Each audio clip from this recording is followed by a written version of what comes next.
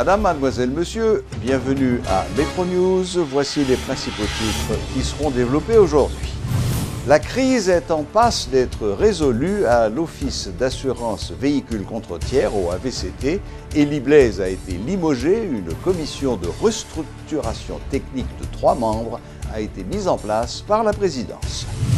Les membres du Conseil de sécurité des Nations Unies ont mis un terme samedi dernier à une tournée en Haïti.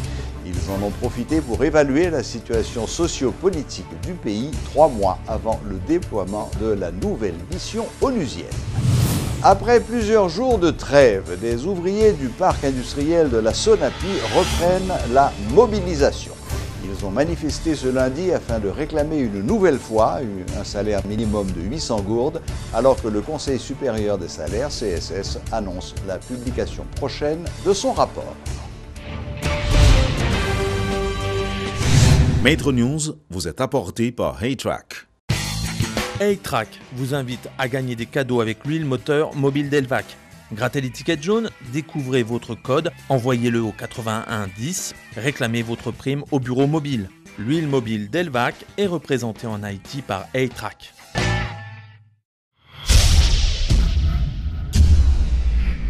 Comme on l'a dit en titre, Élie Blaise n'est plus directeur général de l'OAVCT. Après plusieurs mois de crise, une commission de restructuration technique de 3 membres a été mise en place par la présidence. Cette entité a pour mission de gérer l'OAVCT pendant une période de 6 mois à 1 an. En réaction, les employés de l'Office d'assurance véhicules contre tiers se disent prêts à reprendre le travail dès cette semaine, mais continuent de poser des conditions. Ils ont déploré d'être exclus de la commission de restructuration technique mise en place pour gérer provisoirement l'institution. Les représentants des employés grévistes de l'OAVCT ont également affirmé vouloir attendre l'installation des membres de cette structure pour envisager une reprise des activités. Reportage Julie Archil et Robertson Jeune. Quelques heures après la publication dans le Moniteur de l'arrêté présidentiel nommant une commission pour assurer la gestion de l'OAVCT pendant 6 mois à 1 an, les employés ont nettoyé leur lieu de travail ce lundi. Ils étaient nombreux à être présents et à attendre l'installation des 3 membres de cette structure. Nous prêts pour nous reprendre le travail. Demain, si je veux, au plus tard, je pense que le travail va reprendre. Employés, accepter pour offrir tête à des heures supplémentaires pour être capable de continuer le service. Si on était fermé à 4 heures, au moins la fermer à 5 heures ou bien 6 heures de sorte à ce que pour décongestionner tout le monde qui était en attente. Toutefois, les employés de l'OAVCT restent sur leur garde et expriment de la méfiance concernant la mission de cette commission. En effet, l'arrêté n'est pas sans ambiguïté et la crainte d'une privatisation demeure. Nèg yo a joué pour privatiser l'OAVCT. Donc, commission ça là, nous élève nous-mêmes commission de privatisation. Parce que l'on considère M. Dubik, Walt Dubik dans cette commission, qui sont inexpérimentés, tout simplement, ils ont mission pour venir privatiser la boîte là. En outre, ces fonctionnaires lancent d'ores et déjà une mise en garde à la commission devant remplacer Élie Blaise à la tête de l'OAVCT. Dès qu'ils seront installés, ses membres n'auront pas tâche facile. On a arrêté, un bagage qui est important pour nous. Côté là, il dit, nous prenons le moyen 4 juridiques pour l'OAVCT. Si nous sommes avec seulement, si nous sommes actifs, nous avons crasé la boîte là pour nous tout dans le chômage. Qui s'allie, c'est quoi nous dédommager. Nous dit commission, les vignes bien apprennent bien, les vignes mal apprennent mal. Notons que les employés de l'OAVCT ont démenti les informations laissant croire que l'institution était en faillite. Ils ont également rejeté d'un revers de main toute perspective de privatisation. La délégation du Conseil de sécurité des Nations Unies a achevé samedi sa mission en Haïti. Pendant leur séjour, ses membres ont évalué la situation sociopolitique du pays 3 mois avant le déploiement d'une nouvelle mission. À l'issue de plusieurs réunions avec les autorités haïtiennes, jugées fructueuses, les membres du Conseil ont indiqué mieux comprendre les préoccupations et les attentes concernant à la fois la fin de la MINUSTAH et la transition vers la MINUJUST d'ici le mois d'octobre prochain. Le président du Conseil a souligné que le prochain déploiement de la MINUJUST prouve l'engagement à long terme des Nations Unies vis-à-vis d'Haïti. M. Laurenti Solis a souligné que cette visite de terrain du Conseil de sécurité et les discussions avec les parlementaires permettra de poursuivre le dialogue et le travail qui n'est pas encore fini. Les ouvriers et ouvrières du secteur de la sous-traitance ont gagné les rues de la capitale ce lundi afin de réclamer un salaire minimum de 800 gourdes ainsi que de meilleures conditions de travail dans les usines. Les manifestants dénoncent la lenteur affichée par le Conseil supérieur des salaires qui tarde à soumettre son rapport relatif à l'augmentation salariale. La manifestation s'est déroulée sans incident majeur. Notons que le Conseil supérieur des salaires, CSS, dont la mission est de fixer le salaire minimum, annonce qu'il soumettra son rapport au début du mois de juillet. Suivez ce reportage de Georges Allen et d'Elsie Dieulassin. L'impatience de ces centaines d'ouvriers qui ont gagné les rues ce lundi semble être à son comble. Pour preuve, ces manifestants sont au courant du ras-le-bol exprimé par 6 entreprises du secteur textile qui menacent de quitter le pays si la crise perdure. Mais, ne pouvant plus attendre le rapport du CSS, promis au début du mois de juillet, ils ont préféré tenter d'appliquer la loi de la rue. C'est 800 gouttes comme ça, le minimum n'a pas demandé. Et le salaire minimum n'a monté. Pour ouvrier, et en sécurité, il a touché tout. Les gens qui travaillent dans l'hôtel, il a touché tout. Les gens qui travaillent dans le restaurant, il a touché tout. Les gens qui travaillent dans la pompe gasoline, il a touché tout. C'est pour raison ça que nous-mêmes nous demandons pour que les ouvriers touchent 800 gouttes avec accompagnement social. Dans le viseur des protestataires se trouve également le ministre des Affaires sociales et du Travail. En effet, ces ouvriers estiment s'être fait duper par Roosevelt Bellevue, qui leur avait promis d'améliorer graduellement leurs conditions de vie et de travail. À en croire ces derniers, rien n'a été fait jusqu'ici, même pour soulager quelque peu leur misère. Le ministre des Affaires sociales a dit qu'il a monté la baillon, l'a fait sortir rapport. Après 10 jours, nous avons dit à 26. Donc, où est le ministre qui a menti qu'il y a avec nous? Et nous-mêmes, nous ne sommes pas d'accord à faire des semaines. 6 entreprises de la sous-traitance ont récemment écrit au Premier ministre pour lui demander de dire le dernier mot, sinon elles quitteront le pays. Les ouvriers qualifient de chantage cette démarche des patrons. Une augmentation de leur salaire n'est pas négociable. Deux spécialistes de l'énergie prônent l'interconnexion du réseau électrique haïtien de manière à effectuer des transferts d'énergie entre les zones où la production est importante et celles où il y a un déficit. Marc-Antoine Archer de l'Observatoire de l'énergie en Haïti et Louino Pierre du Conseil de développement économique et social ont toutefois émis des doutes sur la possibilité d'y parvenir dans l'état actuel du réseau électrique du pays. Sous les capacités pour relier toute unité de production, ça fait en fait une architecture de transport qui est réellement robuste. Effet d'échelle, il peut permettre de produire à un meilleur coût. Mais, il y a un problème. Des certes qu'on peut faire là, est-ce qu'on peut arriver sur un ensemble pays? Parce que, nous avons dit donc des formes de produits courants, formes de produits courants à un meilleur coût, il faut qu'on produise un courant de meilleure qualité, il faut que nous produisions un courant que ne peut pas voler en pile sous lit. Donc ça veut dire que... Voler quand même, c'est sûr que, en fait, l'on a considéré les pertes au niveau de l'électricité. On va considérer aussi mes pertes techniques qui produisent sur le réseau par dissipation de chaleur, par Jean là, et les pertes non techniques qui sont considérées comme non-paiement, non facturation, vol, etc. Donc, on va réduire le vol, mais il faut qu'on ait une capacité administrative réellement suffisante pour capable réduire non-facturation et non-paiement. Il y a des gens qui pensent que peut-être qu'il faut structurer le réseau de distribution et de production et de distribution, de commercialisation au niveau départemental. Et pendant que vous mettez avec des standards, des critères, ça se pose que vous avez un cadre légal vous avez toute politique de normalisation, etc., qui est en place, de la sorte que vous avez un réseau dans le nord, vous avez la Tibonite, etc. Qu'on a là, chaque tout réseau ça, au niveau départemental fait construit, qu'on a un réseau interconnectés. C'est-à-dire que si on a un problème dans la grandance, et on est capable d'approvisionner dans le nord et vice-versa. Actuellement, ce n'est pas possible.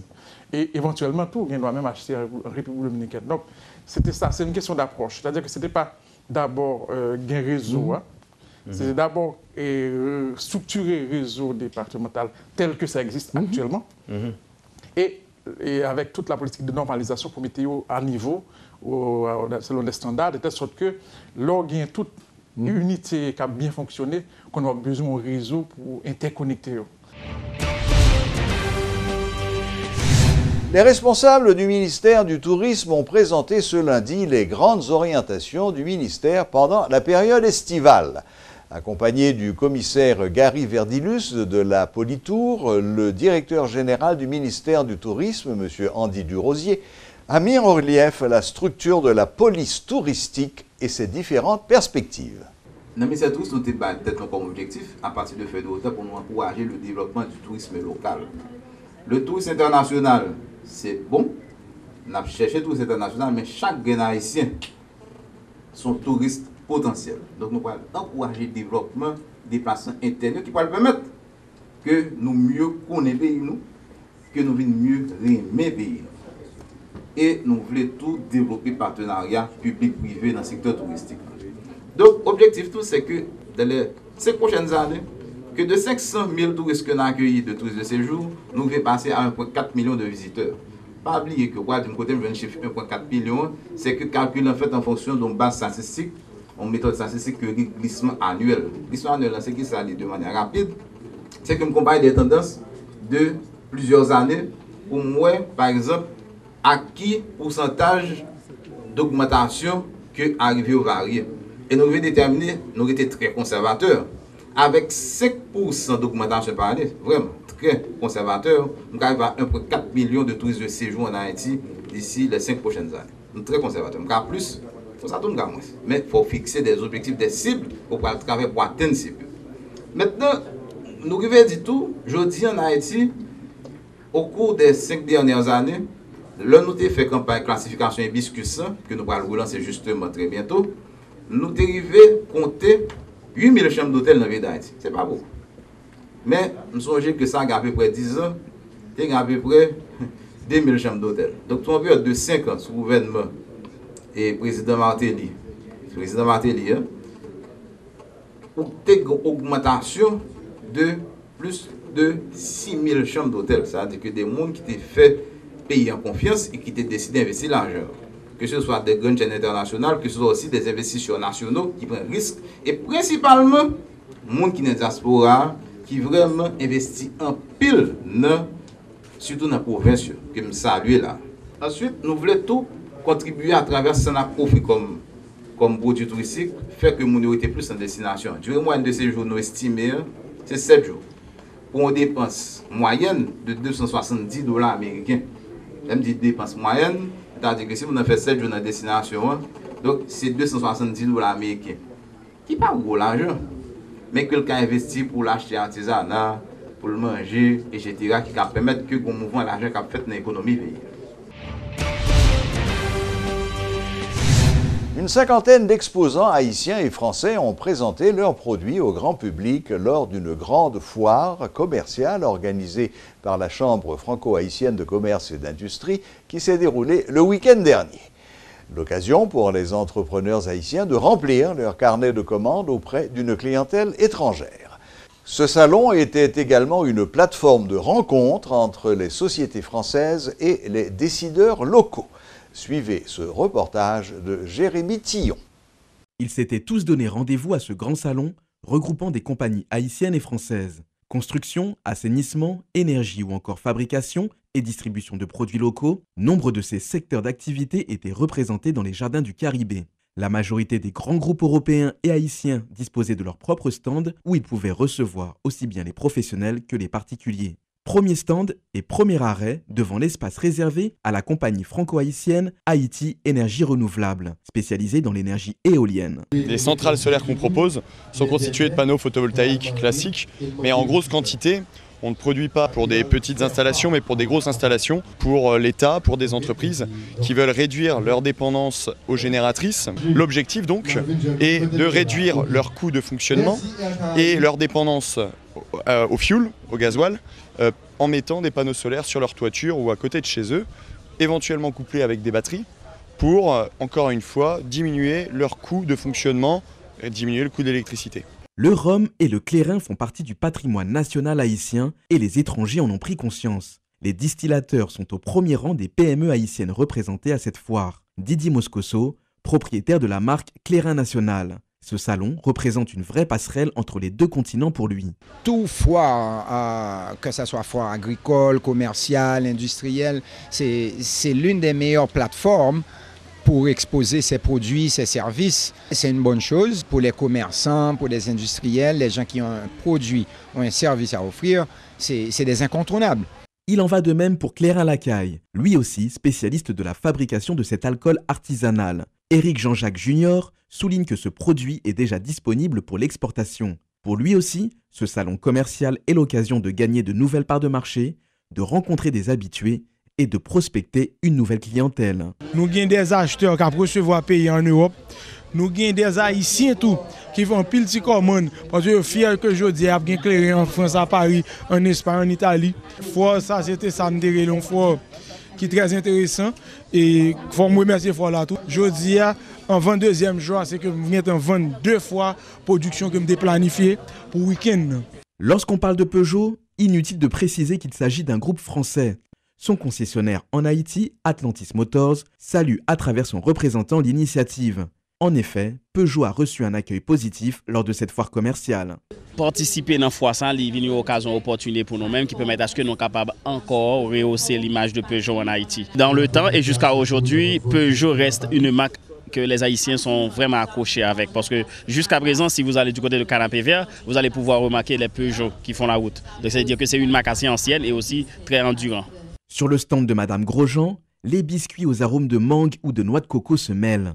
Elle peut se targuer sans prétention d'être l'une des seules fabricantes de friandises dans le pays. En effet, la majorité des bonbons et autres confiseries vendues sur le marché local proviennent de la République dominicaine ou d'Amérique latine. Pourtant, ici, tout est 100% local. De plus, aucun ingrédient n'est importé. Je produis des bonbons, des confits de fruits produits à partir de fruits locaux, tout naturel, pas d'agent de conservation, pas de colorant. Donc nous travaillons déjà avec la douce cocoyer, nous préparons bientôt doucelette, tablette cocoyer, tablette Roli. Les entrepreneurs français qui viennent, qui voient un petit peu ce qu'on a à offrir et qui peuvent être intéressés parfois même à s'associer ou à importer chez eux, donc à ramener chez eux ce que nous on offre. Cette grande foire commerciale a eu le mérite de mettre en connexion différentes entreprises, étrangères et locales, sur une même plateforme. Les Haïtiens ont découvert des spécialités françaises et vice-versa, une initiative louable qui, selon les participants, devrait être renouvelée au moins 2 fois par an. Affaire à suivre. La boucle est bouclée. Merci de votre fidélité et à la prochaine, même heure, même chaîne.